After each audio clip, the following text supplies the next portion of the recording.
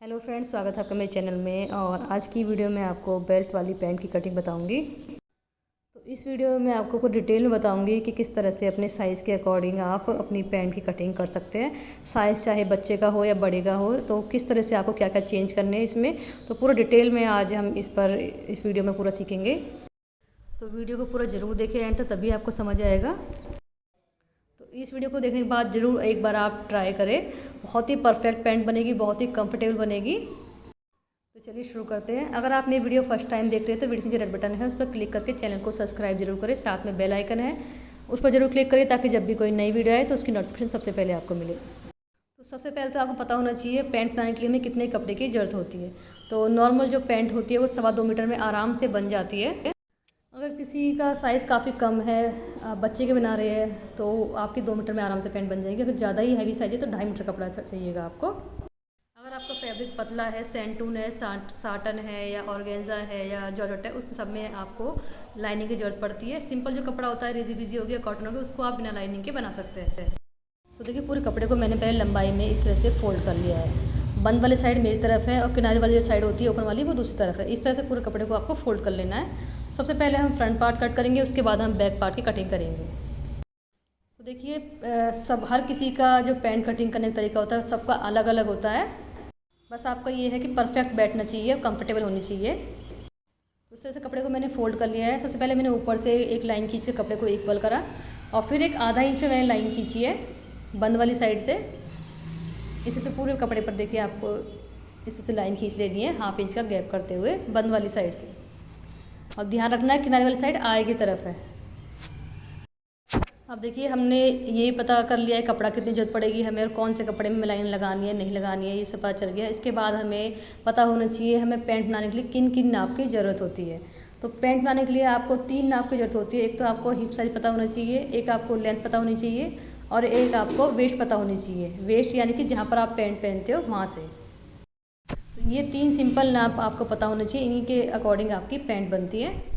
और ये नाप आपको लेना भी अच्छे से आना चाहिए। तो लेंथ देखिए, आप अपनी कोई रेडीमेड कोई पैंट, तो लेंथ तो अपनी आप किसी भी पैंट से ले सकते हो। और हिप का नाप जो आप सूट में रखते हो हिप, वहाँ से भी ले सकते हो या फिर अपना आप मेजरमेंट कर सकते हो। वेस्ट का नाप आपको लेना है जहाँ पर आप पैंट पहनते हो। जो हम सूट में वेस्ट रखते हो वो नाप से कभी पैंट नहीं बनानी है आपको। जहाँ आप पैंट पहनते हो वहाँ से राउंड में आपको नाप लेना है।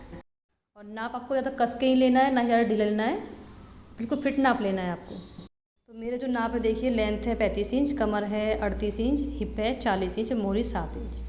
तो इसे हम बना रहे हैं बेल्ट वाली। तो 1 इंच हम ऊपर इंच टेप को निकाल देंगे और लंबाई का निशान लगा लेंगे यानी कि 35 इंच पे। या फिर आप लेंथ में से 1 इंच कम कर दें यानी कि 34 इंच पे। और नीचे हम फोल्डिंग के ले लेंगे करीब 3 इंच, 2.5 से 3 इंच आप ले सकते हैं फोल्डिंग के लिए। तो हमने लेंथ का निशान लगा लिया। अब इनको हम स्केल से सीधा कर देंगे। बहुत सिंपल से फार्मूले यूज़ करके आप अपनी पैंट की कटिंग कर सकते हैं। और फार्मूले जो होंगे वो सभी साइज़ में काम आएंगे, बिल्कुल सेम ही रहेंगे। चाहे बच्चे का बना रहे, चाहे बड़े का बना रहे, चाहे कितना ही हैवी साइज़ है, तो फार्मूले सेम रहेंगे। तो लेंथ का निशान लगा लिया। अब निशान लेंगे अपने हम ऊपर वेस्ट का, तो वो हम हिप के अकॉर्डिंग निकालेंगे। तो उसके लिए सिंपल सा फार्मूला है, जो भी आपका हिप साइज़ है उसको 4 से भाग करना है, प्लस उसमें आपको 1.5 इंच करना है। और ये फार्मूला आपको सभी साइज़ में लेना है, चाहे बच्चे का चाहे हैवी साइज़, कोई भी साइज़ है, आपको ये फार्मूला यही रहेगा सेम। नाप आपका अलग अलग होगा बॉडी के हिसाब से, मगर फार्मूला यही रहेगा। तो मेरे जो साइज़ है उसमें हिप है 40 इंच, उसका 4 पार्ट करेंगे तो हो जाएगा 10 इंच। अब 10 में आपको 1.5 प्लस करना है यानी कि 11.5। तो 11.5 पे हमें निशान लगा लिया है अपने ऊपर वेस्ट का। इसके बाद निशान लगाना है हमें आसन का। तो आसन के लिए हमें नाप चाहिए होगा अपनी वेस्ट का, यानी कि जो हमने राउंड में नापी है उसका। तो वो है मेरे साइज़ में 38 इंच। तो 38 का 4 पार्ट करना है आपको, तो हो जाएगा 9.5 इंच। इसमें अब इसमें भी आपको 1.5 इंच प्लस करना है, तो हो जाएगा आपका 11 इंच। तो 11 इंच आया हमारा, मगर हमारी 1 इंच के ऊपर बेल्ट आएगी, तो इसमें 11 में से हम 1 इंच माइनस कर देंगे यानी कि 10 इंच पे हम निशान लगा देंगे आसन के लिए। तो 2 सिंपल से फॉर्मूले मैंने बताया आपको, आसन निकालने का और वेस्ट निकालने का। अभी निशानों को हम इस तरह से देखिए मिला लेंगे। तो जैसे मैंने बताया आपको अपने साइज़ के अकॉर्डिंग यही फॉर्मूला यूज़ करके अपनी वेस्ट और आसन निकाल लेना है। देखिए, हमने इस तरह से निशान को मिला लिया है, बॉक्स बना लिया है। अब इसके बाद देखिए हम आगे की तरफ निशान लगाएंगे करीब 2.5 इंच पर। ये हम आसन की गोलाई के लिए लगाएंगे। अब देखिए, यहाँ पर आपको कुछ चेंज करना है साइज़ के अकॉर्डिंग। अगर आप किसी बच्चे का साइज़ बना रहे हैं तो आपको यहाँ पर 2 इंच लेना है। अगर आप हैवी साइज़ बना रहे हैं, अगर आपका हिप साइज़ 50 है, उससे ऊपर है, तो आपको यहाँ 2.5 की जगह सिर्फ 3 इंच लेना है। सिर्फ आपको यहाँ पर चेंज करना है, बाकी आपको कहीं भी चेंज नहीं करना है। तो देखिए मैंने आज की तरफ लिया है 2.5 इंच, तो बस बाकी कहीं भी कुछ चेंज नहीं करना है। सिर्फ अगर आपका हैवी साइज़ है, 50 से ऊपर हिप है, तो आपको 2.5 की जगह यहाँ पर 3 लेना है। अब देखिए निशान लगा दिया मैं 2.5 इंच पर। इसको हम नापेंगे पूरा, जितना भी आता है उसका आपको हाफ़ लेना है। तो मेरा आ रहा है करीब 14 इंच, उसका हाफ़ लेंगे 7 इंच। तो इस तरह से 7-7 इंच पर हमें ऊपर से देखिए यहाँ से हमें निशान लगाना है सारे में, इस तरह से सेंटर करना है। अब इन निशानों को स्केल से हम सीधा कर लेंगे। तो कोई भी चीज़ अगर आपको कहीं भी समझ नहीं आती है तो आप मुझसे कमेंट करके पूछ सकते हैं। बाकी मैं पूरी कोशिश कर रही हूँ पूरा क्लियर आपको बताने की, एक चीज़ डिटेल में। ये देखिए, अब इसके बाद देखिए निशान लगाएंगे अपने हम मोहरी का। तो जितनी मोहरी रखनी है आपको, तो उसका आपको लाइन के हाफ निशान लगाना है। जैसे मुझे रखनी है अपनी मोहरी 7 इंच, तो 7 का आधा होगा 3.5 इंच। तो लाइन के दोनों तरफ हम 3.5 पे निशान लगा लेंगे। अगर आप 8 रखते हैं मोहरी, तो लाइन के दोनों तरफ आपको 4 पे निशान लगाना है। अब शेप पट्टी लेंगे और इस तरह से रखेंगे और नीचे तक हम इस तरह से इसको शेप देंगे। अगर शेप पट्टी नहीं है तो बिना शेप पट्टी के भी आप कटिंग कर सकते हैं। इसके ऊपर मैं डिटेल में वीडियो बनाई हुई है। अगर शेप पट्टी नहीं है आपके पास तो किस तरह से कटिंग करें, तो लिंक मैं दे दूँगी डिस्क्रिप्शन बॉक्स में। अब देखिए दोनों साइड से हमने इस तरह शेप दे दी है। अब ऊपर से भी हल्की सी गोलाई देनी है आपको, तो आप फ्री हैंड से दे सकते हैं या फिर आप शेप पट्टी से भी दे सकते हैं। ये देखिए, अब देखिए पॉकेट के लिए निशान लगा लेंगे हम। तो ऊपर से निशान लगाएंगे हम 1 इंच पर, यहाँ से देखिए, और फिर एक निशान लगाएंगे हम 6 इंच पर। ये हमारे पॉकेट का निशान होगा। और अब इसकी हम कटिंग कर लेंगे। तो देखिए हमने फ्रंट पार्ट अपना कट कर लिया। इसके बाद हम बैक पार्ट की कटिंग करेंगे। अब यहाँ देखिए कट लगा देंगे जो हमने पॉकेट के निशान लगाए थे।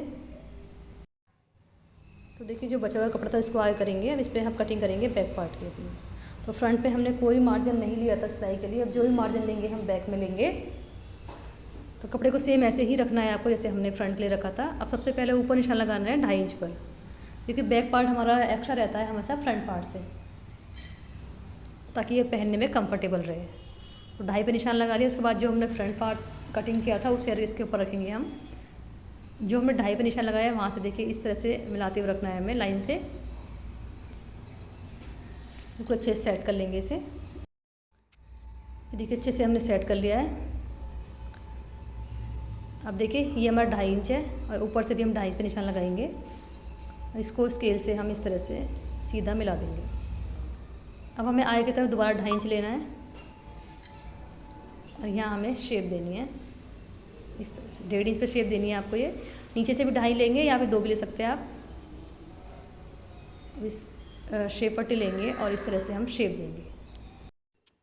अब देखिए इतना करने के बाद जो ऊपर हमने 2.5 इंच लिया है एक्स्ट्रा बैक में, तो ये हमारा सिर्फ आसन की तरफ से एक्स्ट्रा रहेगा। तो यहाँ से आपको निशान लगाना है करीब 2 इंच पर। अब स्केल लेंगे स्ट्रेट वाली और इसको हम देखिए तिरछा मिला देंगे।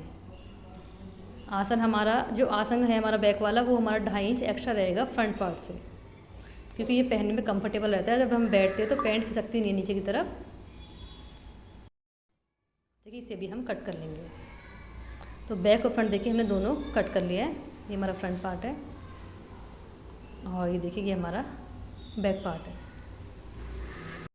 तो सॉरी फ्रेंड, मैं आपको डार्ट का बताना भूल गई। तो डार्ट के लिए भी हमें निशान लगाना है, क्योंकि हमारी ये बेल्ट वाली पैंट है तो इसमें डार्ट आएगी हमारी। तो डार्ट आपको जो फ्रंट पार्ट है देखिए इसमें 4.5 इंच आपको लंबी डार्ट लेनी है और दोनों साइड से आपको 1-1 इंच पे निशान लगाना है। तो इस तरह से आपको डार्ट का निशान लगाना है।